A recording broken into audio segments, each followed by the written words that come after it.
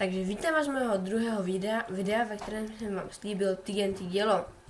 Jedno tady mám, sám jsem ho vymyslel, je to takové zvláštní TNT dělo, ale dokáže hrozně rychle po sobě střílet. Ukážu vám, má to dostat sice jenom 60 metrů, ale to jako, mně to třeba stačí někdy jako si postavím něco s většinou. Ukážu. Dávkovače, oh no. Celý mi to vybouchlo, protože to je blbý.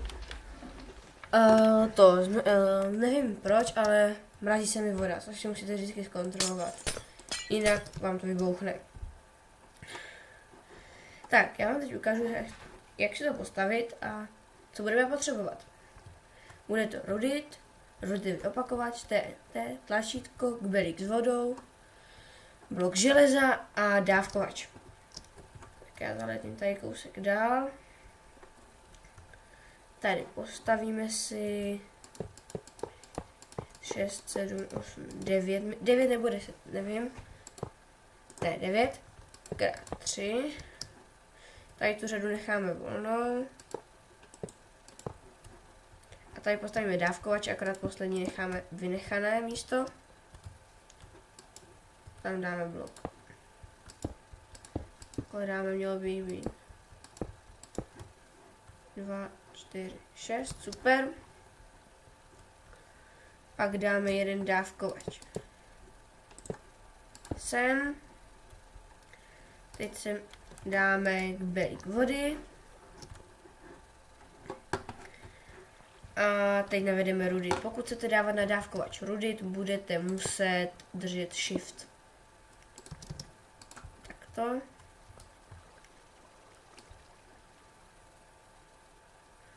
Tak. Teď půjdu tadyhle vedle. 3, 4, 5, 6, 7, 8 by mělo být.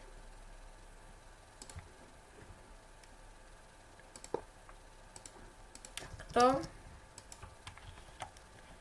A zdržím shift. Takto, aby to bylo prostě na tom dávkovači. Zase mi zmrzla voda. Tak tam musím dát novou. Tak. Teď už to mám prakticky hotové. Je to vážně za chvilku. Jo, ještě bych zapomněl nastavit repeatery všech 8 na maximum.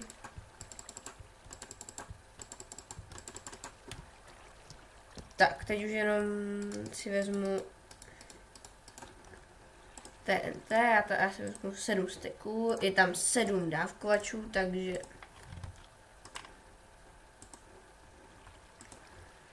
si vezmete třeba jenom 7 TNT, je to úplně jedno. 5, 6, 7.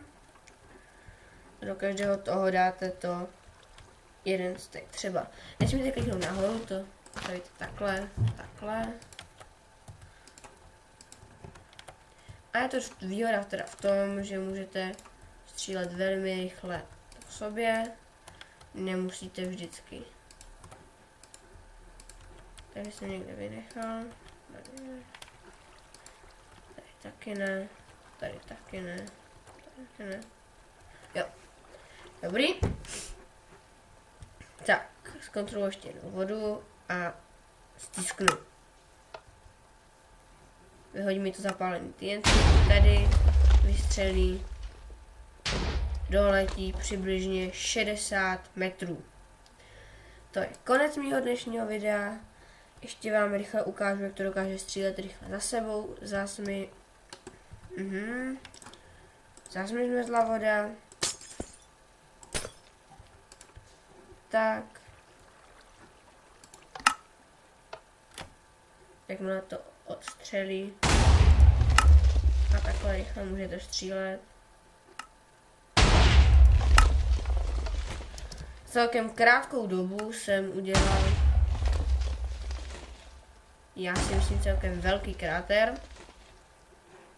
No, velký není, ale třeba když pak, tady mi to doletělo trošku dál.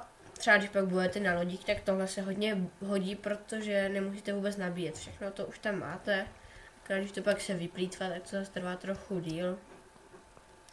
V příštím videu vám ukážu pasti.